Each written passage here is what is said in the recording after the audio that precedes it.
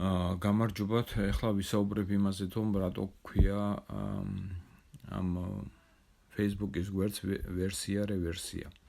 თავიდან ვითომ მინდოდა რომ დამერქვა ავერსი და რევერსი, იმიტომ რომ როგორც ხედავ ადამიანები მიღებულ ინფორმაციას ან პირდაპირ აღიქვავენ, ან რაღაც ძალიან უსუსური ისინი აქვთ განხილვები, რომლებიც ძირითადად ემყარება იმ სტერეოტიპს, რომელიც არის მანამდე ჩამოყალიბებული მათ თავში.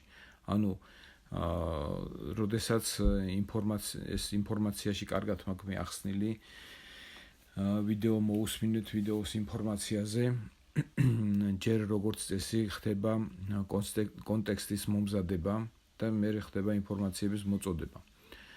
ანუ დღეს ახლა არავისთვის რაღაც საიდუმლო არ არის, რომ საქართველოში არის მომზადებული მყარად დევს კონტექსტი, რომ რუსეთი არის მტერი, რუსეთი არის ცუდი და ყველაფერი რუსთან დაკავშირებული არის ცუდი. და რაღაც რუსი სალანძღავ სიტყვათაც კი იქცა, ვითომ ახლა ოკუპანტი მარტო რუსი ყავს ჩვენ და ისა ყველა მხრიდან ყველა ჩვენი ოკუპანტი არ არის, ხო? არავის არა, მარტო რუსმა წაიღო ქართული მიწები და დანარჩენი, რა ვიცი, აქეთ ჩუქნიან ჩვენ მიწებს.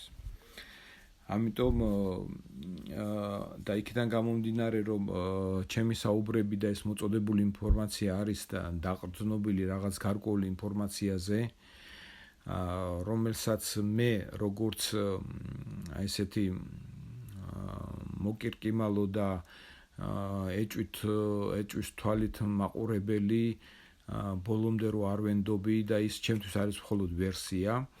ამიტომ გადავწყვიტე, რომ დამერქვა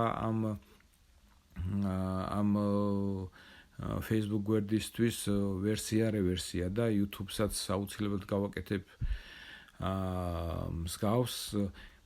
ანუ ჩვენ უნდა წარმოვადგინოთ მე ამ შემთხვევაში და შემდეგ ალბათ უკვე თქვენ შემომიერთდებით რაღაც ვერსია და ამ ვერსიის რევერსია უნდა გავაკეთოთ. ანუ ნებისმიერი ინფორმაცია რომელიც მოდის ჩვენთან, ჩვენ უნდა დავატრიალოთ ის როგორც წაღმა ისე უკუღმა, რომ გავიგოთ რა არის ძირითადი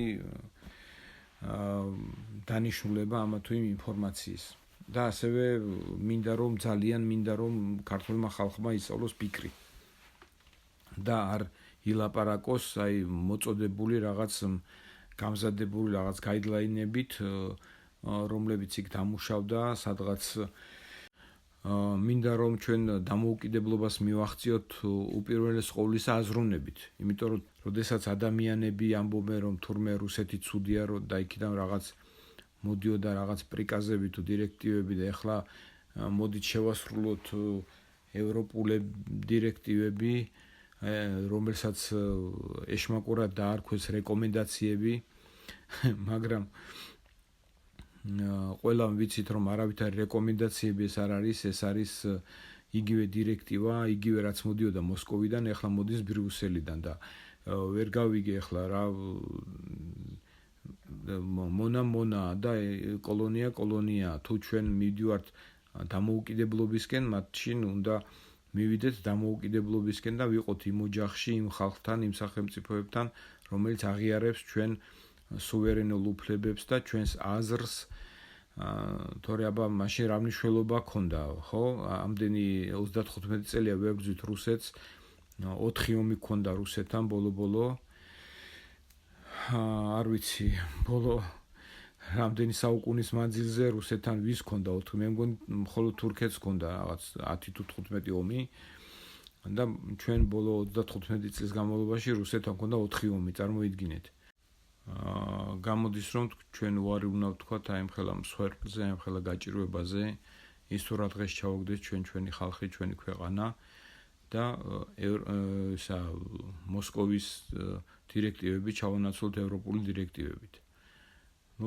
ეს არ გამოვა და იმისათვის რომ ეს არ გამოვიდეს, ჩვენ უნდა ვიაზროვნოთ ქართულად და არა იმ გეგმებით, რაც დაიწერა ევროპაში და ასე შემდეგ. ჩვენ უნდა დავწეროთ ჩვენი ისტორია, ჩვენ უნდა დავწეროთ ჩვენი აზროვნება. ამიტომ აუცილებელია რომ თქვენ გამოიწეროთ ეს არხი, დააფინანსოთ, ის გააზიაროთ და მე ყოველთვის ვამბობ და კიდევ ვიმეორებ. გვპირდებით, რომ თქვენი აზრები უფრო საინტერესო გახდება.